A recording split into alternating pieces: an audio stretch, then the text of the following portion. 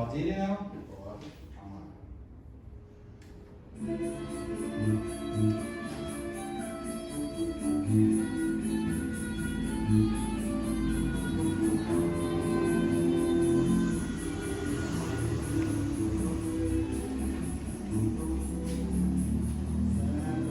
Boa esperança, esperança que espera no coração do Brasil, um punhado de fé. No coração de quem foi, no coração de quem veio, serva da boa esperança, meu último bem. Parto levando saudade, saudade deixando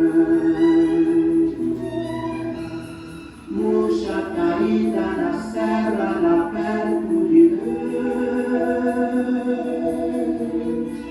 Oh, minha serra, eis a hora do Deus por deixa-nos molhar no teu luar, adeus. Levo na minha cantiga, irmã. Eu gosto dessa música. Chama-se Serra da Boa Esperança. E quem canta é aquela dupla Cascatinha e Inhana. Nome diferente, né? Era uma dupla, aliás, marido e mulher, lá nos anos 50. E era considerado uma dupla sertaneja. E era sertanejo. Era sertanejo porque falava do sertão, do sítio, da roça. Meus avós eram da roça, meu pai veio da roça, minha mãe veio da roça. Essa música também me lembra da minha infância, de alguns dias em especial, algumas manhãs. Eram manhãs mais do que claras, eram luminosas, arejadas, a luz do sol entrando no peito e vice-versa. Já todo arrumado para ir para a escola com minha lancheira municiada pendurada ao ombro, uniforme escolar limpo e passado, cabelo repartido ao meio, sentado num degrau rente à calçada, eu esperava. Acontecia de ser raro um dia assim, portanto eu fazia questão de aproveitá-lo. Eu esperava a hora de ir para a escola na bicicleta do meu pai. Falando assim, parece banal, mas era único. Um dia com sabor, cheiro, textura, cor. Eram risos, gargalhadas e infância. Muita infância. Eu era rico de infância. Na cadeirinha da bicicleta, entre meu pai e o guidão, eu voava. Eu sei que não saía do chão e chão de terra batida, mas eu voava. O mundo corria abaixo de mim. Ali, naquele momento, não havia lugar para medo. Ali eu desconhecia o conceito de medo e tempo. Eu só me interessava pelo presente do passeio e pelo presente imediato. Era a desforra do agora, do relógio parado no instante da festa. Na volta, quando eu chegava em casa, dava para escutar o barulhinho da panela de pressão. A fome roncando dentro de mim. Minha mãe tecendo blusas em uma máquina, que na minha memória hoje parece mais uma geringonça. Mas eu ainda consigo ver o tecido colorido descendo pronto abaixo da geringonça.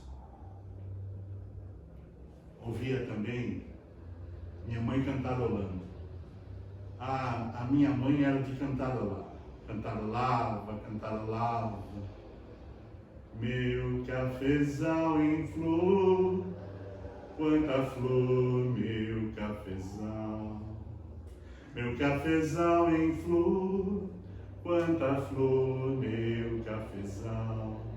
Ai, menina, meu amor, minha flor do cafezal. Ai, menina, meu amor, branca flor do cafezal. Meu cafezal em flor, quanta flor, meu cafezal. Meu cafezal em flor, quanta flor.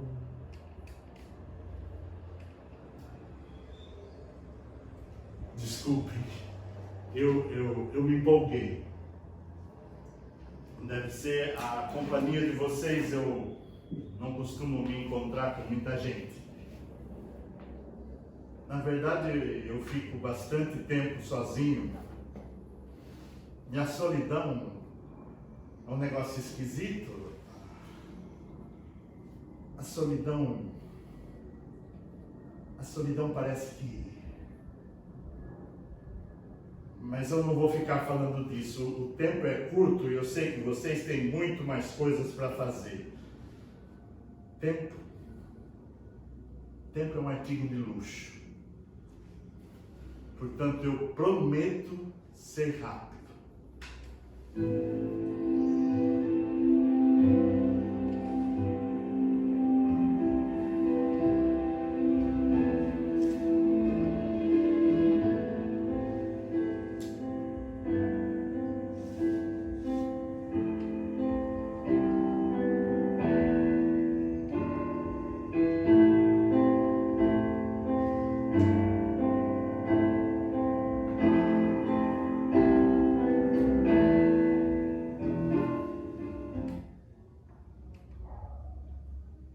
Quem protege a infância? A tia da escola, da pré-escola, que era a série que a gente começava naquela época, a tia Lili, bem, ela dava umas folhas para a gente desenhar, ou quando estava inspirada, contava uma história. Ou deixava a gente brincar num monte de areia que ficava atrás da classe.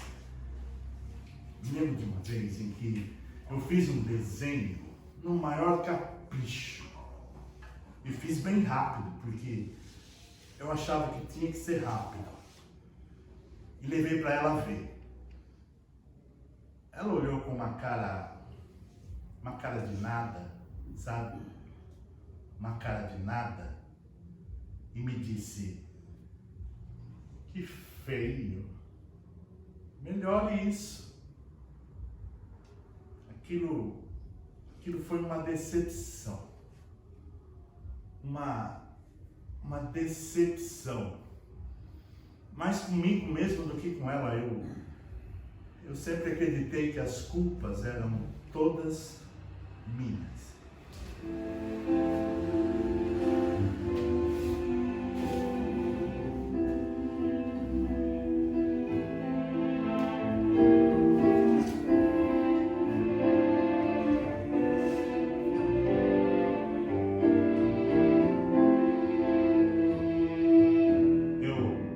Não sei se eu já falei disso, mas eu não lido muito bem com pessoas, com grupos de pessoas. Com pessoas sozinhas também não. Eu não sei se eu já falei isso. Eu não lido muito bem com pessoas e eu percebi isso cedo. Percebi. Eu fui atropelado por isso. Nos primeiros dias da escola, na pré-escola, com a tia Lili, com os amiguinhos em volta, ali, foi surgindo de dentro para fora. E é sempre assim, de algum lugar aqui de dentro. Daqui, daqui, daqui, aqui, é de dentro para fora, é tipo um insight, uma ideia boba, uma desconfiança. um pensamento parado, assim como água parada. É como um susto que fica, um susto que permanece sempre do mesmo jeito. Como um rito, um ritual, uma espécie de liturgia, uma sensação de frio, mãos frias, rosto frio, suor frio, uma aridez, uma secura aguda que segue seca e sede som. Som de criança brincando, de voz de professora, de gente falando de olhares. Muitos olhares e eu nu, como se nu estivesse. Olhos que são puro julgamento, para onde eu olho um olhar de encontro e uma sentença. Ao longe, em meio a um sol de um verão que ilumina mais do que deveria, há sempre um som de serra cortando ferro, um som de esmeril, de cigarra cantando um grito. O chão se mexe. O chão se mexe, o chão foge. Eu preciso fugir, eu preciso fugir, e não adianta fugir só agora, não. Eu tenho que fugir sempre. Eu tenho que fugir sempre e para sempre. Você tem noção do trabalho que isso dá? Tem? Eu preciso de uma rota de fuga, mas uma rota de fuga no espaço e no tempo. Nesse espaço e tempo que é contra mim. Calma. Respira.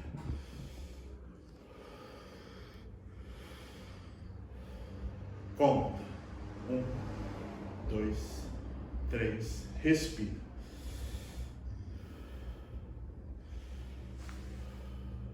Deixe o pensamento vir e ir. Não brigue com ele. Seja apenas uma testemunha do seu pensamento. Respira.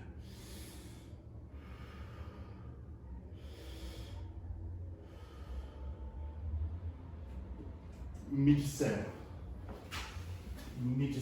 que o amor lança fora todo o medo. Me disseram que o amor arranca o medo. Que no amor não há medo. Respira.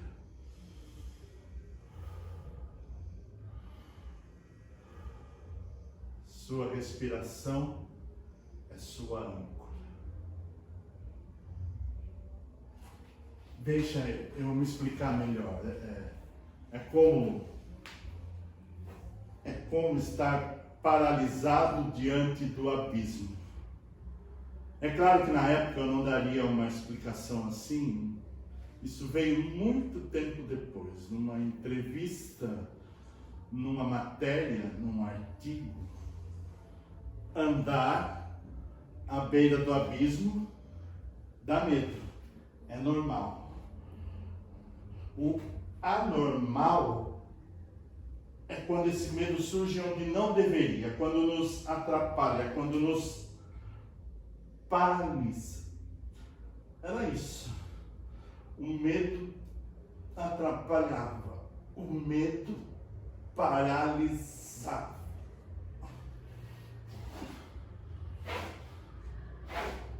Eu sempre andei descalço no encalço dessa menina, e a sola dos meus passos tem a pele muito fina. Eu sempre olhei nos olhos, bem no fundo nas retinas, e a menina dos olhos me mata, me alucina.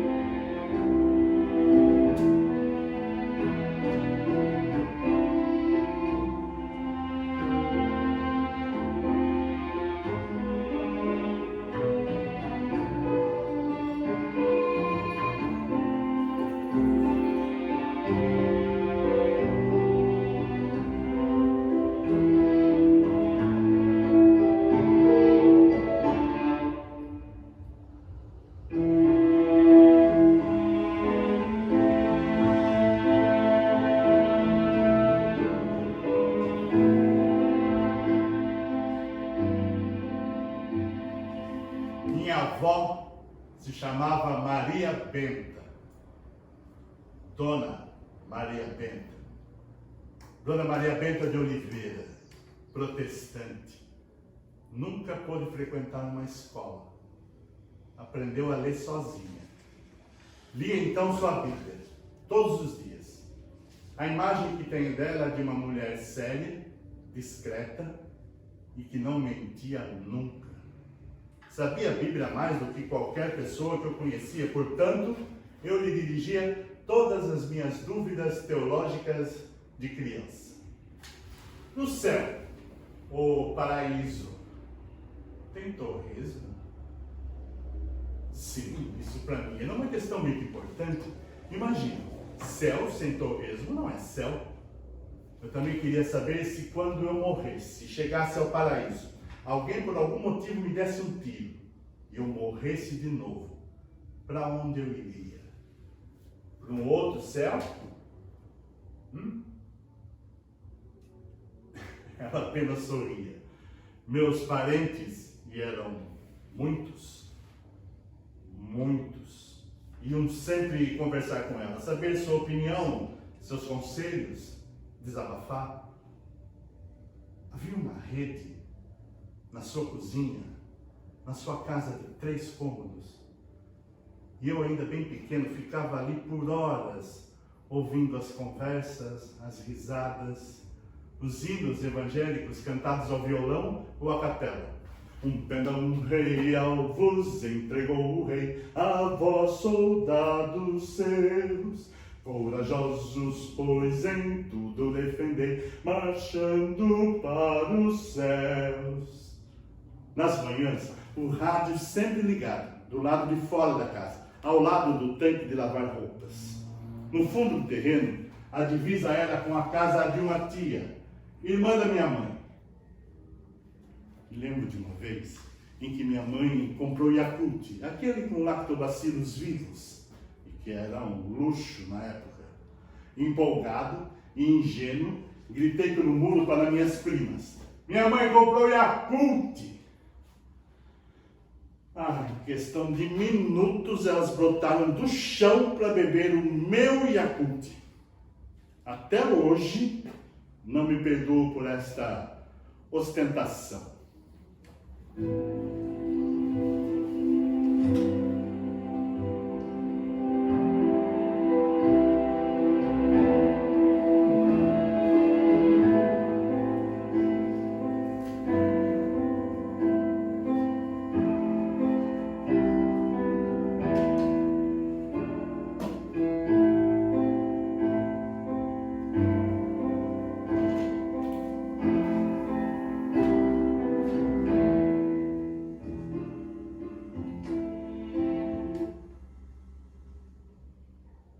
Quem protege a infância? Quem protege o menino? Você quer cortar cana, menino? Quer? Foi como me ameaçou um médico durante uma consulta. O diagnóstico? Oficialmente, problema nos nervos.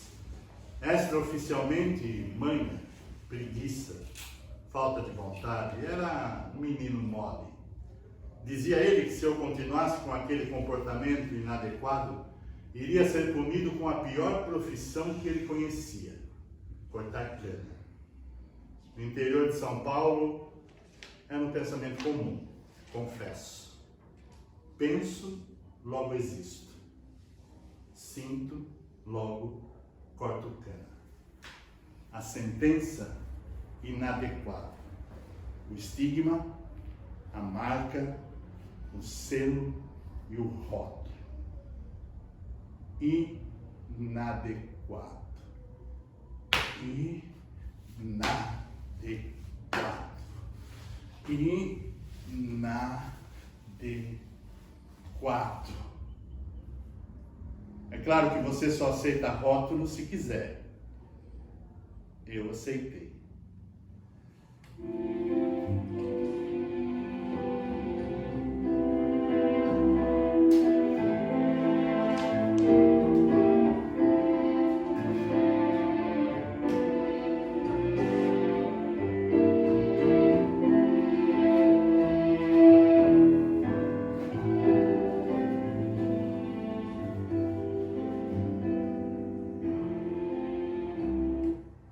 Você quer que eu mande te internar?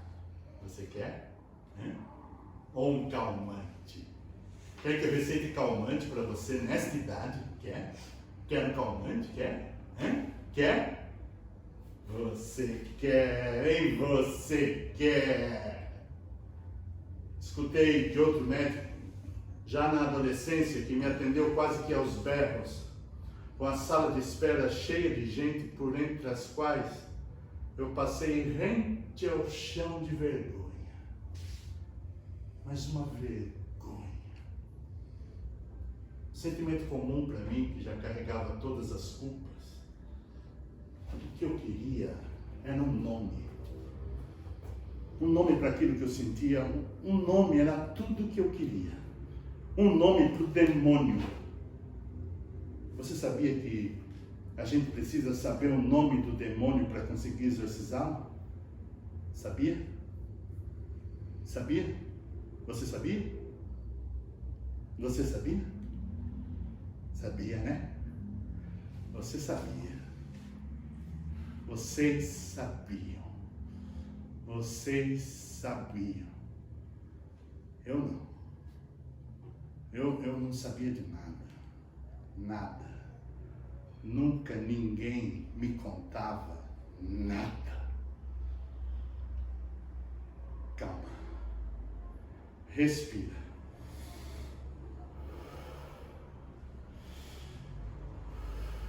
Se concentra na sua própria respiração. Deixa o pensamento vir e respira.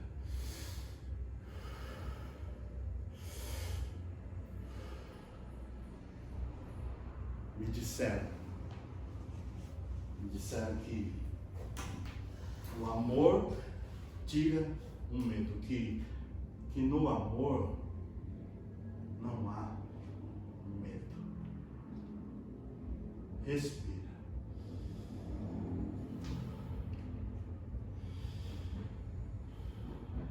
Sua respiração é sua âncora.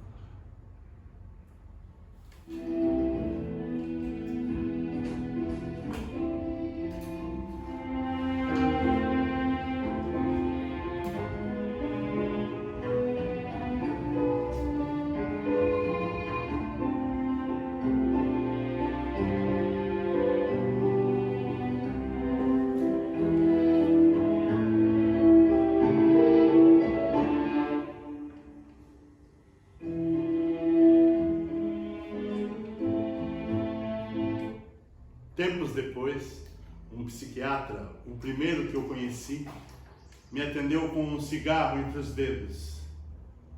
Sim, ele fumava durante a consulta, daí você imagina quanto tempo isso faz. Ele me olhou em silêncio, pediu que eu me sentasse e me disse: conte a sua história, né?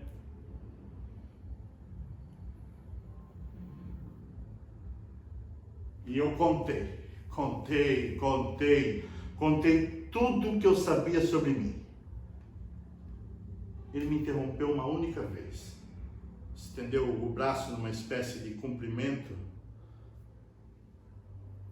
e me disse: parabéns por ter chegado até aqui.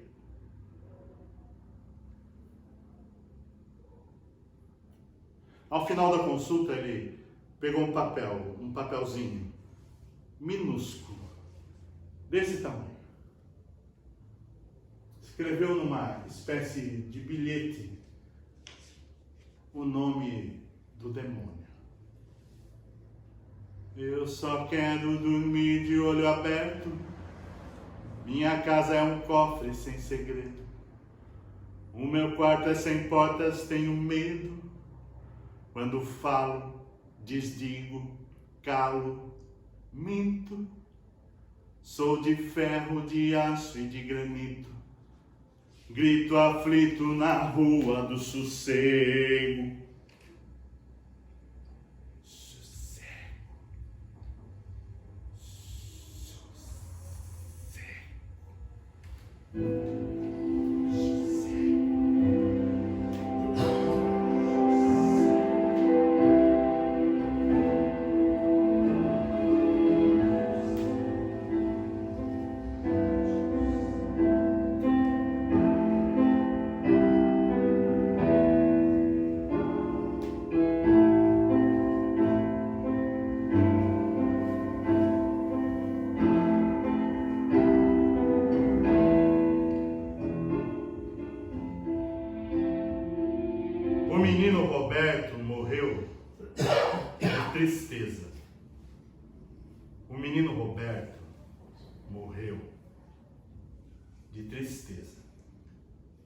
Com o tempo foi definhando. Não sucumbiu de fome, nem de frio, como tantos e tantos outros internos do Colônia. Após um ano internado no famigerado Hospital Psiquiátrico Colônia, em Barbacena, ficou sabendo que seu pai iria visitá-lo. Esperou ansiosamente. E quando viu o homem se aproximando, seu rosto se iluminou. Com 9 anos, correu para abraçar o pai. Emocionado pelo encontro, fez xixi na calça. Chegou perto do pai já com a calça molhada de xixi. O pai até tentou esconder o desconforto diante daquela criança desajeitada, mas não conseguiu. Constrangido, o pai disse: vou buscar almoço pra gente. Almoço para nós dois.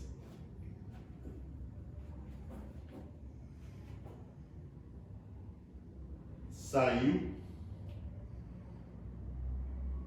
e nunca mais voltou.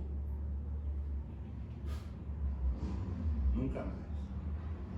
O menino Roberto tinha o apelido de Ted porque lembrava o famoso lutador da TV Excelsior, Ted Boy Marinho.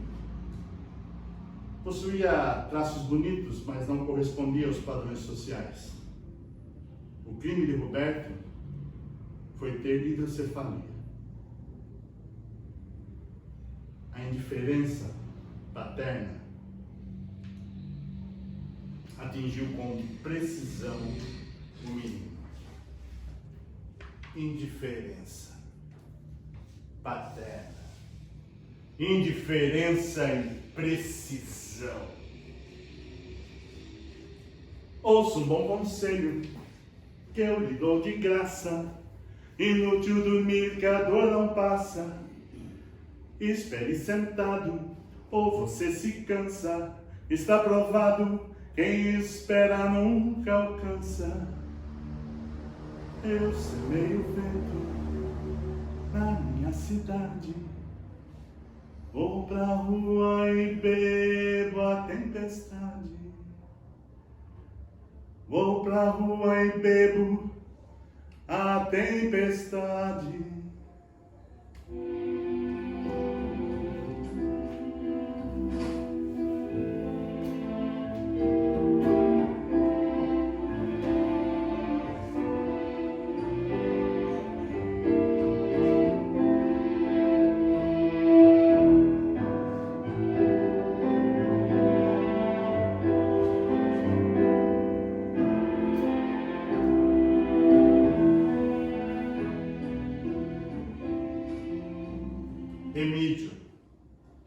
Emídio sempre foi um menino que criava.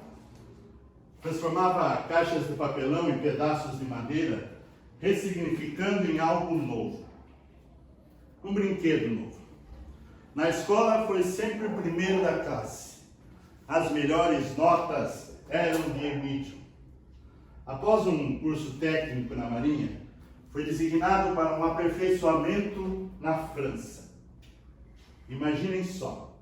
Início do século XX, um rapaz pobre, na França. Quando voltou ao Brasil, estava diferente. Deixou de frequentar o emprego, passou a vagar pelas ruas sem destino. Costumava entrar em igrejas, onde ficava horas inteiras em pé, imóvel, olhos fixos. Uma vez decidiu nadar nu numa praia carioca. E esse foi seu único episódio de rebeldia. Foi então levado ao velho hospício de Pedro II, onde ficou 23 anos internado, até poder ter a chance de conhecer o ateliê de pintura de Engenho de Dentro, que ficava dentro do hospício. A Emídio voltava a ressignificar seu talento reconhecido por outros artistas e críticos de arte. Suas telas expostas em museus no Brasil e Europa. Sobre ele, sobre Emídio, Disse o poeta Ferreira Goulart.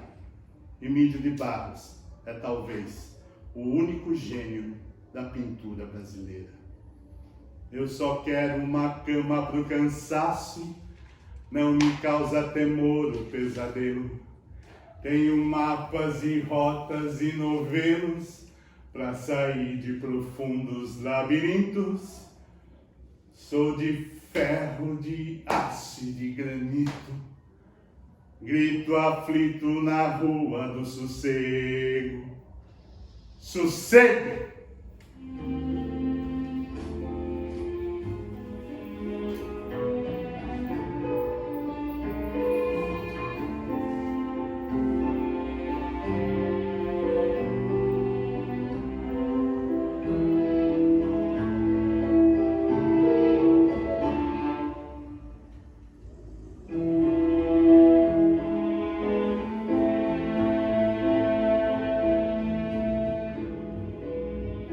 Minha avó tinha uma horta que ficava no fundo do terreno.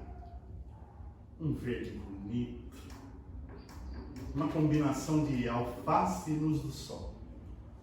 Mas não era apenas verde, era também colorida. Um dia eu decidi que teria um canteiro para mim. Achei um espaço, fiz mais ou menos no formato que eu vi ali nos canteiros dela. Abri pequenos buracos em fila dupla com as mãos. Procurei por sementes. Sementes são importantes. E fui colocando sementes dentro dos buracos. Sementes na terra. Fechei os buracos com os pés, olhei como ela fazia e deixei ali o meu canteiro. Esqueci mesmo. Esqueci completamente de mim. Quer dizer, da horta. Tempos depois eu fui ver o resultado. O canteiro havia sumido no meio do mato.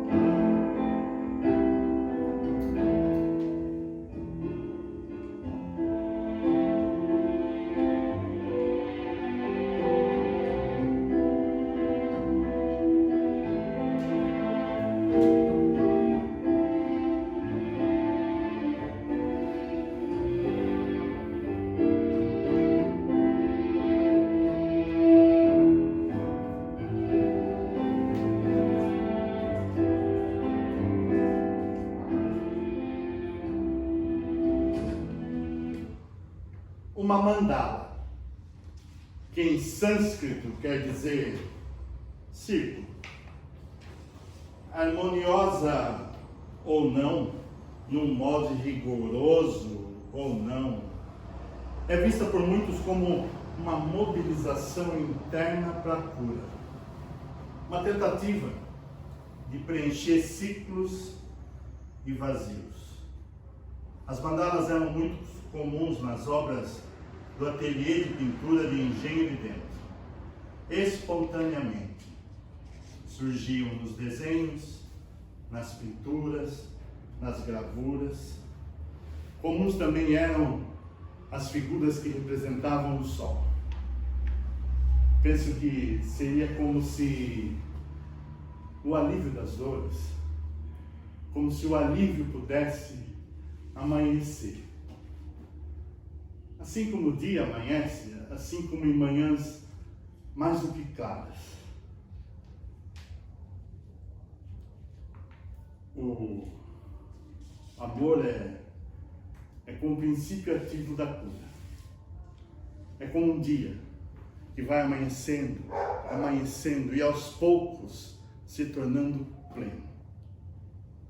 Bem, isso são apenas pensamentos, devaneios e memórias de um inadequado. Esta tarde eu sei que todos têm muito mais coisas para fazer e o tempo continua sendo um artigo de luxo. Portanto, eu lhes proponho um brinde. Sim, um brinde. Que eu, que você, que nós amanheçamos. Hoje, amanhã e depois. Aqui, ali e além. Está tarde, eu sei. O tempo está terminando. Mas da próxima vez, eu faço um bolo. Prometo que faço um bolo. E café. Forte e doce. Santa